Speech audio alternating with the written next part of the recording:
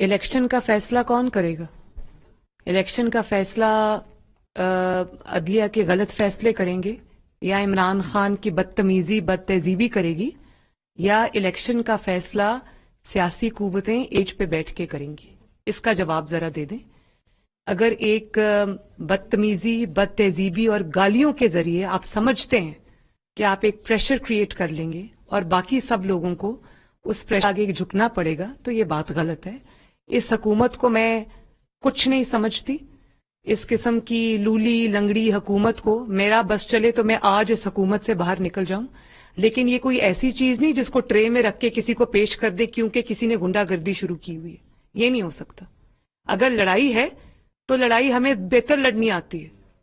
یہ آپ سمجھتے ہیں کہ آپ یہ مقدمہ اپنا بنا کر کہ میرے ساتھ یہ ہو گیا، فورن کانسپریسی ہو گئی، سازش ہو گئی، یہ امپورٹڈ حکومت آ گئی، تو آپ یہ نواز شریف نے جو سٹینڈ لیا ہے نا، عمران خان وہ کھال پہن کے کچھ نہیں کر سکتا، اس کے لیے اس کی زیرو قربانی ہے۔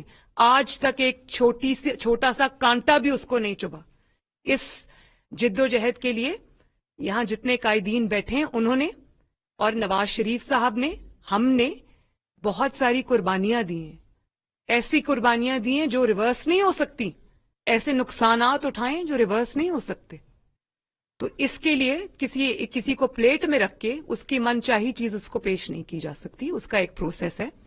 اور اگر اسی طرح حکومتیں بنتی ٹوٹتی رہیں اور کسی پہ پریشر ڈال کے کچھ کر لیا، کسی پہ پریشر ڈال کے کچھ کر لیا، تو یہ پاکستان میں کوئی حکومت نہیں چل سکے گی، کوئی حکومت نہیں چل سکے گی، یہ بھی میں آپ کو بتا دوں۔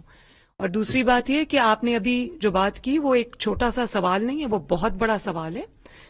یہ ابھی 20 میں سے 15 سیٹیں جیتا ہے اور دھاندلی کا الزام لگا رہا ہے، XYZ کا نام لے کے دھاندلی کا الزام۔ کدھر ہے وہ دھاندلی؟ اگر وہ دھاندلی ہوئی تو مسلم لیگ نون کو تو یا اتحادی جماعتوں کو تو 20 میں سے 20 سیٹیں جیتنے چاہیے تھی۔ کسی نے عملے کو نہیں اٹھایا، ECP کے عملے کو اغوا نہیں کیا، کوئی دھند نہیں چھائی، کوئی جو ہے وہ فگرز کی فجنگ نہیں ہوئی، 20 کے آگے 2 0 اور نہیں لگا دیے کسی نے۔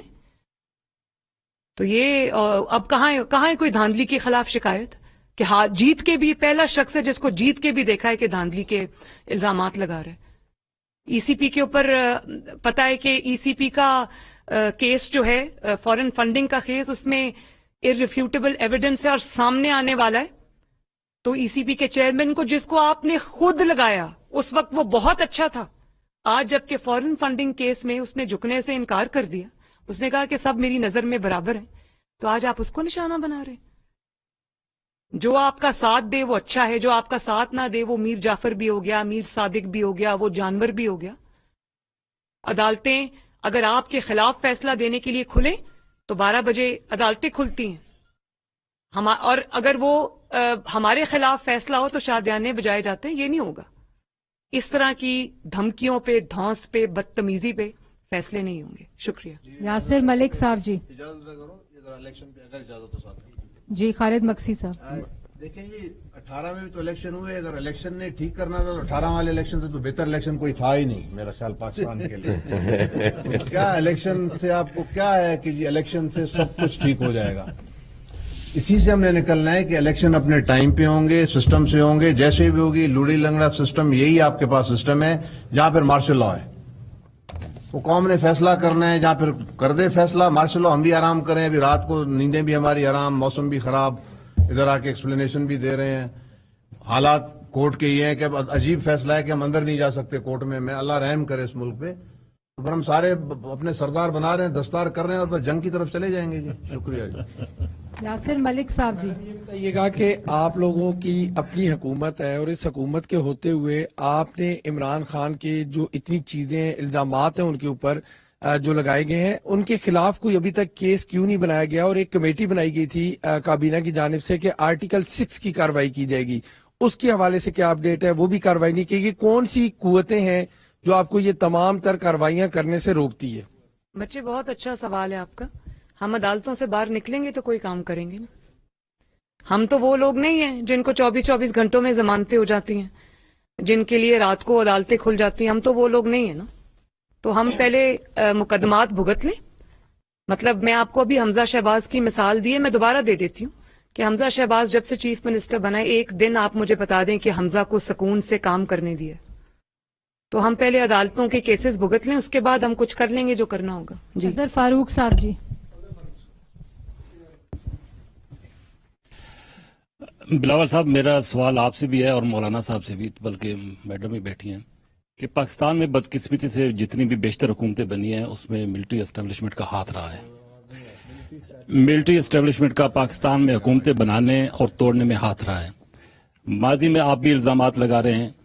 اب اس موقع پر آپ سمجھتے ہیں کہ واقعی ملٹری اسٹیبلشمنٹ جو موجودہ صورتحال ہے اس میں نیوٹرل ہے؟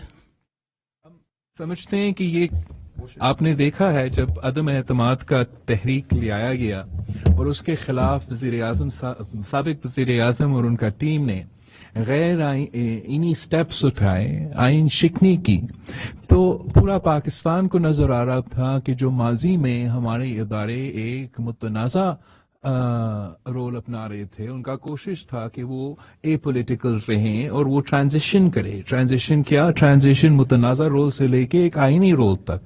مگر پچھلے 3 مہینے سے ایک شخص اور ایک جماعت جن کی پوری مستقبل اس بات سے لنکڈ ہے کہ ہمارے ادارے آئینی نہیں، متنازع رہے، ہمارے الیکشنز نہیں، وہ سلیکشنز رہے. ان کا پورا کوشش یہ رہا ہے کہ چاہے وہ اسٹیبلشمنٹ ہو، ہمارا جوڈیشری ہو، ہمارا الیکشن کمیشن ہو، وہ غیر متنازع اور اے پولیٹیکل کے ہونے کے بجائے وہ یک طرف وہ عمران خان صاحب کا اور پی ٹی آئی کا سائڈ لیتے ہوئے متنازع کردار ادا کرے.